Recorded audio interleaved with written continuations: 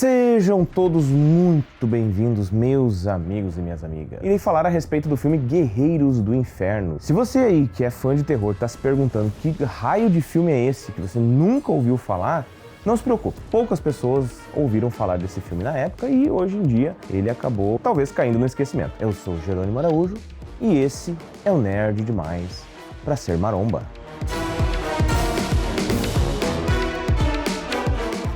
Antes de mais nada, se vocês ainda não são inscritas no canal, peço que verifiquem a inscrição, compartilhem o vídeo, compartilhem o canal com a família e com os amigos. Não se esqueçam de deixar seus belíssimos comentários aqui embaixo, comentando o que estão achando do canal, o que estão achando dos filmes que estamos abordando aqui e também a sua opinião a respeito do filme de hoje. Peço também que vocês acessem o primeiro link aqui na descrição, que vai levar vocês lá para o canal do Editor Bolado, que é o mago responsável por todas essas maravilhosas edições e todos esses efeitos que vocês estão vendo aí no canal. Vamos então falar sobre o filme de hoje. Um filme bastante desconhecido, um filme que já lançou aí faz praticamente 25 anos e é um filme que, na época, passou talvez batido pelos radares hollywoodianos, porque é um filme britânico.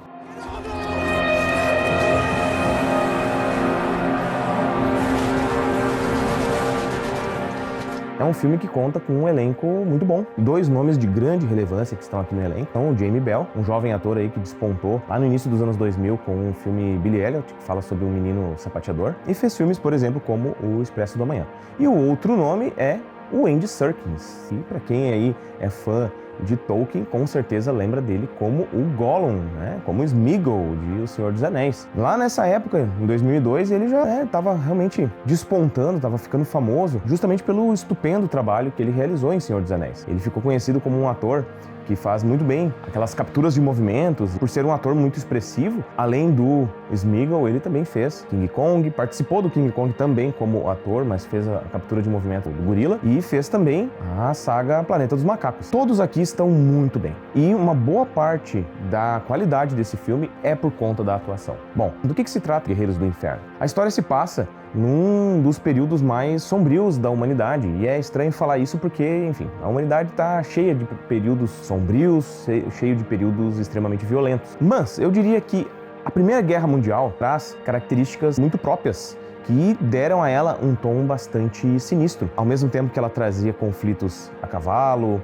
e conflitos com armas brancas, como por exemplo porretes, pás, espadas, facas, ela trazia uma série de armamentos muito modernos, como por exemplo aviões, tanques de guerra, canhões e também o uso do mortal gás mostarda. E eu já falei em outros vídeos como eu acho interessante quando o gênero de terror se mistura com outros subgêneros. Por exemplo, quando temos o gênero de terror misturado com faroeste, ou misturado com histórias de pirata, ou mesmo o gênero de terror misturado com ficção científica. E o gênero de terror misturado com a Primeira Guerra em particular, constrói um tom muito, muito sinistro.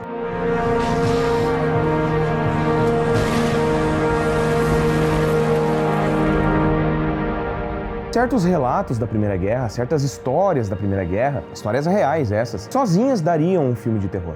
Eu lembro aqui de um caso que eu li uma vez, onde um grupo de soldados foi atacado pelo gás mostarda. Eles correram em direção ao inimigo, vomitando e sangrando pelos olhos, e parecia realmente um exército de zumbis. E eu fico imaginando uma cena dessa em um filme de terror, seria realmente apavorante. As lutas nas trincheiras também deram um tom bastante pesado e bastante depressivo para esse combate, porque as trincheiras acabavam trazendo muitas doenças. E vale a gente lembrar que na mesma época o mundo estava passando por uma pandemia. Praticamente 100 anos atrás houve o problema da gripe espanhola. E toda essa questão da guerra, todo esse conflito só maximizou o problema da gripe espanhola por conta das condições de higiene e tudo mais. Mas o conflito em trincheiras dava um tom bastante desgastante para os soldados envolvidos, porque era um local bastante úmido, que atraía bastante ratos, doenças e com aquela ambientação bastante suja e bastante desoladora. Quero deixar aqui bem claro que eu não sou nenhum professor de história, não sou nenhum formado em história. Eu falo só do que eu acabo pesquisando, por ser curioso mesmo e por gostar de história no modo geral.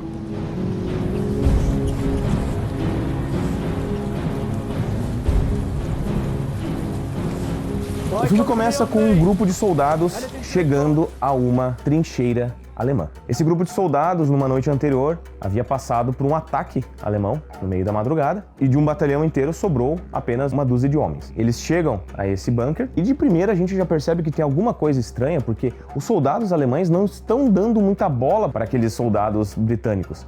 Eles parecem estar preocupados com alguma coisa que está ali dentro da trincheira com eles. E é interessante porque se a gente traduzir o que os soldados alemães dizem, a gente meio que consegue ter alguns spoilers do filme, porque eles realmente falam que algo está vindo, algo está chegando. Acaba que esses soldados, um deles é morto, o outro é pego como refém e o outro foge. De início a gente já vê como esse filme é competente naquilo que se propõe. Cenários extremamente simples, percebe-se que há pouco dinheiro envolvido, mas consegue-se criar uma atmosfera muito eficiente com poucos recursos. As trincheiras são filmadas em planos médios e planos mais fechados. Poucas são as vezes que temos planos mais abertos, talvez temos um ou outro plano mais aberto e um plano zenital mais lá pro final. São necessários, enfim, e são feitos de uma forma bastante competente. Aquele local é um local bastante úmido, bastante destruído pelo tempo, pela guerra, e passa toda uma atmosfera de desgraça, uma atmosfera bastante nihilista daquilo tudo que estão vivendo. Muita coisa é filmada no escuro, mas também temos momentos de terror filmados à luz do dia. O que eu acho, na minha opinião, é algo bastante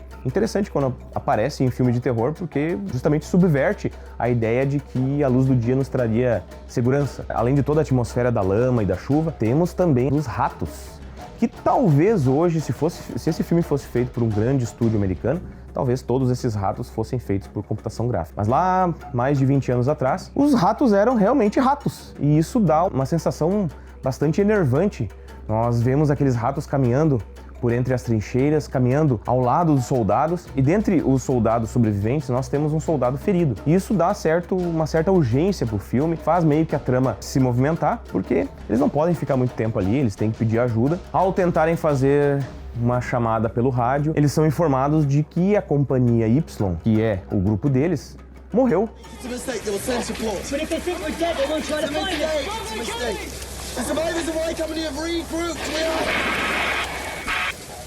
Já começamos a ter alguns indícios do que a trama está realmente envolvendo. O soldado interpretado pelo Andy Serkis é um verdadeiro psicopata. Ele é um sádico que coleciona escalpos e tem toda aquela estética do soldado que na realidade ama estar no campo de batalha, não pelo cumprimento do dever, mas sim simplesmente pela carnificina. Inclusive tem uma hora que um dos colegas dele comenta: bom, que bom que esse cara tá do nosso lado. Aos poucos, é claro, o personagem começa a escalonar na sua loucura e acaba se tornando uma ameaça para todos. Na realidade, todos eles, cada um por sua vez, também começam a escalonar na loucura, em diferentes situações, e também começam a perder a razão e começam a perder a noção espacial e temporal. Já de início a gente vê que aquela trincheira não é um lugar comum. Quando eles chegam no local, tem um plano que me marcou muito. Eu lembro que eu assisti esse filme lá quando eu tinha meus 15 anos, e eu lembro que tem um plano muito impactante, que tem um cadáver, tudo de efeito prático, muito bem construído, e que um dos soldados que está logo na frente do batalhão pisa na barriga desse soldado e a barriga se desfaz em lama e tripas, e aquilo foi um efeito que me marcou muito. Mais ou menos que aquilo já dá o tom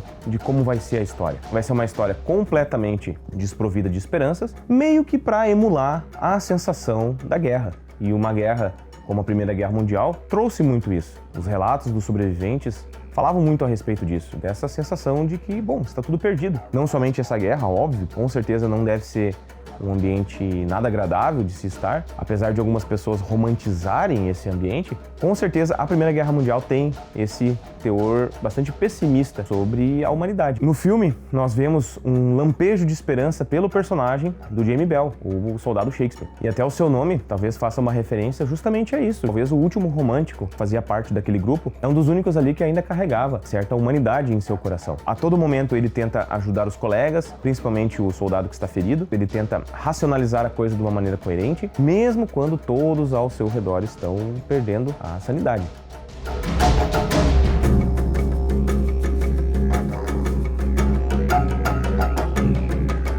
À noite, coisas misteriosas começam a acontecer. Soldados envoltos em arame farpado começam a surgir do meio das trincheiras e atacam um dos membros da Companhia Y. E a estética dos monstros aqui nessa obra lembra muito a estética de Hellraiser, um dos maiores clássicos do terror dos anos 80, e acredito que criou uma estética que sempre quando, pelo menos eu vejo algum filme de terror usando arames farpados e esse tipo de estética mais sombria e criaturas enroladas em arame, me lembra muito Hellraiser. Então, essas criaturas atacam um dos soldados e os colegas dele pensam realmente que se trata de algum soldado alemão que está infiltrado. No dia seguinte, para evitar qualquer tipo de surpresa, queimam todos os cadáveres dos soldados inimigos. Aí a gente tem uma cena, um plano zenital bem construído. Acredito que uma boa parte do orçamento do filme tenha sido destinado para essa cena. Uma pilha de corpos, uma espécie de um monumento bizarro ali bem no meio da trincheira. Tem uma outra cena que vale a pena comentar também, onde os soldados começam a ouvir um batalhão inimigo se aproximando. Obviamente que toda essa cena é construída na pós, uma edição muito competente, colocando gritos de soldados que meio que se transformam em gritos de criaturas meio bestiais, e também com a interpretação daqueles atores ali que estão todos, como eu falei, estão todos muito bem. A cena é muito bem feita. No momento aparece nada. É só na base da interpretação e do som que nós aqui estamos acompanhando junto com o soldado. São obras assim que mostram como que muitas vezes o cinema feito com pouco dinheiro acaba trazendo soluções talvez até melhores do que muita coisa que a gente vê aí nos cinemas blockbuster. Para prosseguir agora, eu vou entrar na área de spoilers. Sei que é um filme antigo, já tem aí, enfim, 20 e tantos anos. Como é um filme desconhecido e não quero estragar a surpresa de ninguém, peço que vocês sigam com cautela, certo?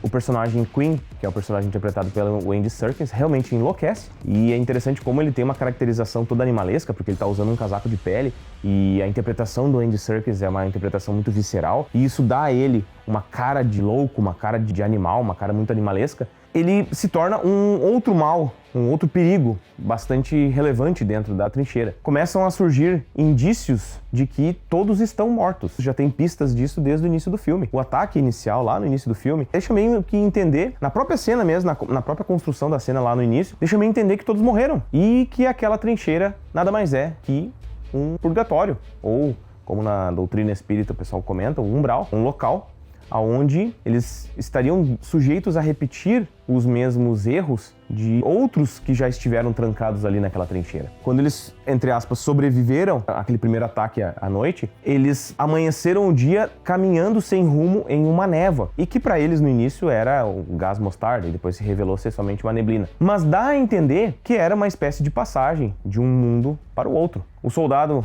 Shakespeare, interpretado pelo Jamie Bell, a todo momento ele tenta salvar os seus amigos. Tem uma cena, inclusive, que ele vai tentar salvar o soldado que tá tetraplégico e ele percebe que os ratos comeram as pernas do soldado. E é uma cena muito, muito, muito impactante. Novamente, volto a reforçar, ele é uma cena feita com efeitos práticos, com ratos de verdade. Óbvio que os ratos não comeram a perna do ator, mas é uma cena bastante eficiente. Sem ter o que fazer, acaba sacrificando o colega. Ele tenta salvar, inclusive, o soldado alemão que havia sobrevivido. Chegando então naquele monumento macabro no meio da trincheira, aquela pilha de corpos, aquele local todo se abre, como se fosse uma verdadeira boca do inferno. E lá dentro ele encontra os seus colegas simplesmente sentados à luz de uma fogueira, completamente alheios a tudo, como se nada tivesse acontecido. Isso já mostra bem claramente, pelo menos pela minha interpretação, que eles estão numa espécie de antessala do inferno. Ele se recusa a seguir adiante e acaba voltando, saindo daquela caverna, saindo daquele local. No final ele encontra o soldado alemão e o soldado libera ele. O soldado mostra que ele, por ser a única pessoa de fato bondosa daquele grupo e que todo momento tentou ajudar, tá livre para ter a sua alma salva. No final, então, a última cena, nós vemos um outro grupo chegando, e é interessante porque esse outro grupo passa pelo mesmo caminho do grupo anterior.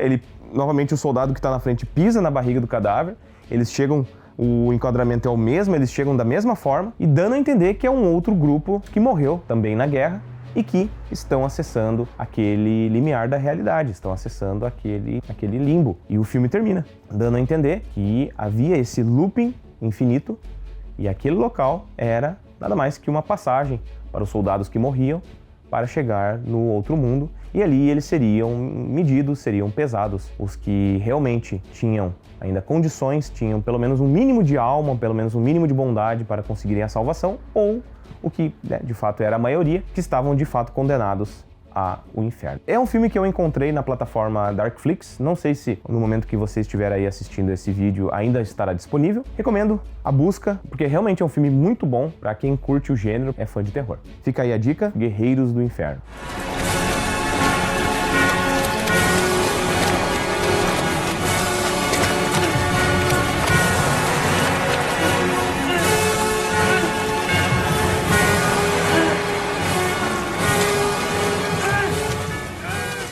Eu gostaria de recomendar para vocês que gostaram do filme, que vão assistir o filme, para jogarem também o jogo Amnésia The Bunker. É uma série de terror aí bastante conhecida, revolucionou, né, os games de terror, e há uns 3 anos atrás lançaram esse novo jogo da série, onde se passa em um bunker da Primeira Guerra Mundial. E realmente o tom da série Amnésia, para mim, nunca ficou tão sinistro e tão marcante como nesse jogo. Se vocês aí de casa gostaram da dica, por favor, deixem nos comentários as suas opiniões e as suas impressões. Não se esqueçam de curtir, compartilhar, se inscrever se ainda não são inscritos. E por hora seria isso.